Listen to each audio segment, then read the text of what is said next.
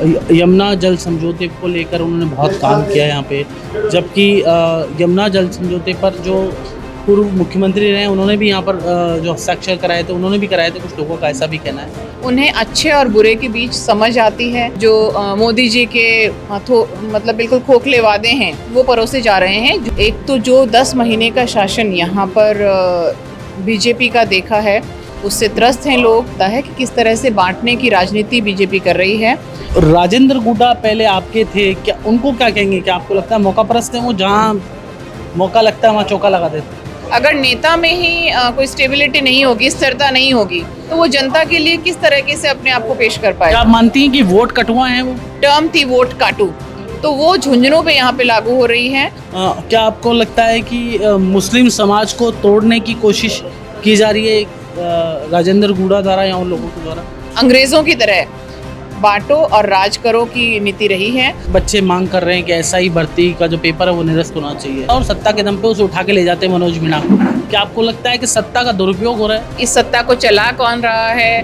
कभी किरोड़ी जी का किस्सा आ जाता है, उन्हें टिकट मिल जाती है, वो शांत हो जाते हैं क्योंकि सरकार के पास कोई जवाब नहीं है बढ़ते हुए अपराध के लिए। भजन लाल जी तो कह रहे हैं मैंने 40-50% वादे पूरे कर दिए जो मैंने किए। कथनी और करनी में जो फर्क है वो बीजेपी सबसे ज्यादा बता सकती है। वो कितने दूर के जुमले फेंकते हैं। और नमस्कार, भारत रफ्तार में आप सभी का स्वागत है। हम ग्राउंड जीरो की कवरेज पर निकले हुए हैं। लगातार आपको 7 विधानसभा चुनाव पर ग्राउंड जीरो पर जो कैंडिडेट्स चुनाव लड़ रहे हैं और जनता क्या बोल रही है उसको दिखा रहे हैं। इस वक्त हम झुंझुनू के अंदर हैं और झुंझुनू से जो सांसद है विजेंद्र ओला, उनके पुत्र अमित ओला जो कि खुद भी जनप्रतिनिधि हैं, वो चुनाव लड़ रहे हैं। शिखा बराल मील है जो चोमू से विधायक हैं। शिखा जी से हम मुखातिब होते रहते हैं, मिलते रहते हैं विधानसभा के अंदर। शिखा जी, आज यहाँ पे आप उपचुनाव के लिए आई हैं, क्या माहौल नज़र आ रहा है यहाँ? देखिए, लोग बहुत ही उत्साहित हैं कि पहले ब्रजेंद्र जी ओला जिन्हें एमएलए चुना गया था, फिर वो उन्हें एमपी चुना, जनता ने पूरा प्यार और समर्थन दिया। अभी फिर से इस उपचुनाव में जनता पूरी तैयार है। एक तो जो 10 महीने का शासन यहाँ पर बीजेपी का देखा है उससे त्रस्त हैं लोग। उसमें कोई तरह के काम नहीं हुए हैं। ये भी एक बड़ा लोगों के लिए कारण है कि वो पहले से कांग्रेस को सपोर्ट करते आए हैं। और एक और उनको कारण मिलता है कि किस तरह से बांटने की राजनीति बीजेपी कर रही है और मुद्दों की राजनीति नहीं कर रही है। लोग उत्साहित हैं कि फिर से यहाँ से कांग्रेस को विजयी बनाएं। बीजेपी के नेता हैं, चाहे मुख्यमंत्री भजन लाल शर्मा हैं, तमाम दावे और वादे कर रहे हैं कि यमुना जल समझौते को लेकर उन्होंने बहुत काम किया है यहाँ पे। जबकि यमुना जल समझौते पर जो पूर्व मुख्यमंत्री रहे उन्होंने भी यहाँ पर जो हस्ताक्षर कराए थे उन्होंने भी कराए थे। कुछ लोगों का ऐसा भी कहना है। आपका क्या कहना है? देखिए, ऐसा है कि यहाँ पर बीजेपी की पूरी नज़र है क्योंकि शेखावाटी और ख़ासकर झुंझुनू को कांग्रेस का गढ़ माना जाता है। और कांग्रेस का गढ़ इसीलिए क्योंकि यहाँ के लोग शिक्षित हैं, जागरूक हैं, उन्हें अच्छे और बुरे के बीच समझ आती है।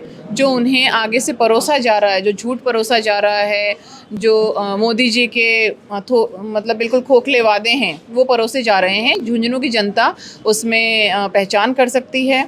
यमुना का जल कौन यहाँ लाएगा?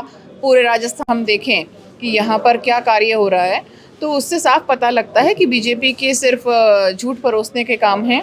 और यहाँ पे कांग्रेस ही काम कर सकती है। कांग्रेस ने पिछले बहुत सालों से दशकों से यहाँ पे काम किया है और अब भी कांग्रेस पे ही लोगों का भरोसा है। राजेंद्र गुड्डा पहले आपके थे, क्या उनको क्या कहेंगे? क्या आपको लगता है मौका परस्त है वो, जहाँ मौका लगता है वहाँ चौका लगा देते हैं? ये आप ही ने बोल दिया तो मुझे बोलने की ज़रूरत ही नहीं है। हम पिछले कई सालों से देख रहे हैं ये पार्टी वो पार्टी, कभी निर्दलीय, फिर कोई पार्टी ज्वाइन करना उसी पार्टी के। तो कम से कम कोई भी व्यक्ति, जनता चाहती है कि उसे स्टेबल नेता मिले। अगर नेता में ही कोई स्टेबिलिटी नहीं होगी, स्थिरता नहीं होगी, तो वो जनता के लिए किस तरीके से अपने आप को पेश कर पाए। आप मानती हैं कि वोट कटुआ है वो? बिल्कुल। हरियाणा के चुनाव हमने देखे, उसमें एक टर्म थी वोट काटू, तो वो झुंझुनू पे यहाँ पे लागू हो रही है। और पूरी तरीके से बीजेपी का षड्यंत्र है ये कि बीजेपी की बी टीम है मतलब वो। बिल्कुल बीजेपी की बी टीम है, उन्हें यहाँ पे सामने लाया गया है कि वो कांग्रेस के वोट काट सकें। पर फिर से मैं ये कहूँगी कि मेरे झुंझुनू के लोग, मेरे पीहर के लोग इतने समझदार और जागरूक हैं कि वो ऐसे कोई भी वोट काटू लोगों के उसमें नहीं आएंगे, बातों में नहीं आएंगे और कांग्रेस को ही विजयी बनाएंगे। क्या आपको लगता है कि मुस्लिम समाज को तोड़ने की कोशिश की जा रही है राजेंद्र गूढ़ा द्वारा या उन लोगों के द्वारा? वैसे तो मैं जहाँ तक हो सके धर्म, जाति और समुदाय की बातें डिस्कस नहीं करती हूँ, पर फिर भी अगर हम बात करें तो बीजेपी की हमेशा अंग्रेज़ों की तरह बांटो और राज करो की नीति रही है। और यहाँ झुंझुनू में भी उनका यही है कि माइनॉरिटी की हों या SC ST के वोट्स हों या और भी कांग्रेस के जितने भी जुड़े हुए वोट्स हों, उनको कहीं ना कहीं काटने की कोशिश की जा रही है।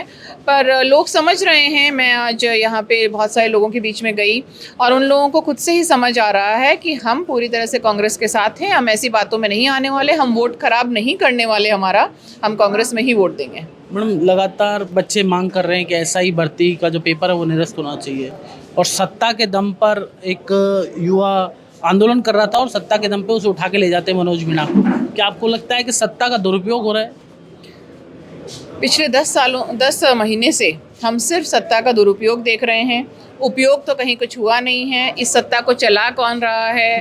कभी किरोड़ी जी का किस्सा आ जाता है, उन्हें टिकट मिल जाती है, वो शांत हो जाते हैं। युवाओं के मुद्दे कोई उठा नहीं रहा है। SI भर्ती परीक्षा के लिए हमारी भी लगातार मांग रही है कि उसे निरस्त किया जाए, क्योंकि लगातार बड़ी से बड़ी इरेगुलरिटी सामने आ रही हैं। तो युवाओं को इस बारे में जागरूक होना चाहिए कि उन्हें मुद्दे उठाएं, रोज़गार के मुद्दे उठाएं, महंगाई के मुद्दे उठाएं। आए दिन जो महिला अत्याचार हो रहे हैं, चाइल्ड अब्यूज़ हो रहा है, बहुत सारे ऐसी चीज़ें हैं, मनी लॉन्ड्रिंग, ऑनलाइन गेमिंग, और आए दिन लोगों के साथ लूटपाट हो रही है। उन मुद्दों को उठाएं, उन पर बात करें, क्योंकि सरकार के पास कोई जवाब नहीं है बढ़ते हुए अपराध के लिए। भजन लाल जी तो कह रहे हैं मैंने 40-50% वादे पूरे कर दिए जो मैंने किए, जो हम घोषणा पत्र में लेके आए तो सारे लगभग वादे पूरे कर दिए हमने। कथनी और करनी में जो फ़र्क है वो बीजेपी सबसे ज़्यादा बता सकती है। वो कितने दूर के जुमले फेंकते हैं और धरातल पे क्या चीज़ें यहाँ पर हैं, लोगों के सामने हैं। और आप तो लोकतंत्र का चौथा स्तंभ हैं, आपसे ज़्यादा बेहतर जनता को कौन दिखा सकता है। हालांकि जनता को सब दिख रहा है, पर फिर भी जो भजन लाल जी कह रहे हैं, उन्होंने तो 6 महीने बाद ही कह दिया था कि हमने आधे वादे तो आधा 1 साल के वादे पूरे कर दिए। अगर आप देखें उनके बजट में, अगर हम देखें, एक बहुत ही आपको बहुत मजाक जैसी बात लगेगी, हर विधानसभा वार उन्होंने 2 साल में 10 ट्यूबवेल्स दिए हैं।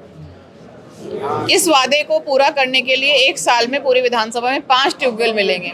तो ऐसा बहुत मजाक जैसा काम चल रहा है यहाँ पे, और सरकार कोई भी काम नहीं कर पा रही है। लोग इसको देख रहे हैं, और जो 7 सीटों पे उपचुनाव है, ज़रूर कांग्रेस विजयी रहेगी। तो ये थे शिखा बरवाल मील, जिन्होंने खास बातचीत की, जिनका साफ तौर पे कहना था कि 7 सीटों में उपचुनाव पर कांग्रेस विजय रहेगी। जितेश जेठमलानी, जयपुर, राजस्थान।